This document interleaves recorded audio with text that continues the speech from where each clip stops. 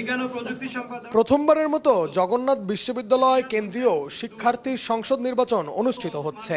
সম্পাদক মঙ্গলবার দিনভর ভোট গ্রহণের পর যান্ত্রিক ত্রুটির কারণে মধ্যরাত থেকে শুরু হয় ভোট গণনা। 132 বুধবার দুপুর পর্যন্ত মোট 14টি কেন্দ্রের ফলাফল ঘোষণা করা হয়, যেখানে ভিপি পদে ছাত্রদল সমর্থিত প্রার্থী ও জিএস এজিএস পদে শিবির সমর্থিত প্যানেলের প্রার্থীরা এগিয়ে আছেন। 130 এর আগে নির্বাচনের ভোট গণনা যান্ত্রিক ত্রুটির কারণে স্থগিত ছিল। এরপর ম্যানুয়াল ও মেশিন উভয় পদ্ধতিতে গণনা শুরু হলেও এখনো শেষ করতে পারেনি নির্বাচন সংশ্লিষ্টরা।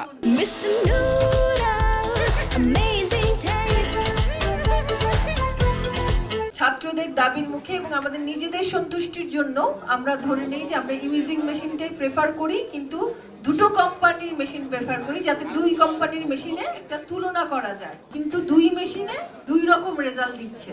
আমরা তো সেটা নেব না, কারণ একটা ভোটও যদি ভিন্ন হয় সে একটা ভোটেও তো অনেক বড় কিছু হতে পারে। ম্যানুয়ালি গণনা করে তা আবার ডিজিটালি গণনা করা হবে। যোগসু নির্বাচনে ভোটার উপস্থিতির হার 66.18%। 104 মুস্তাফিজুর রহমান, নাইম হাসান, সময় সংবাদ, ঢাকা।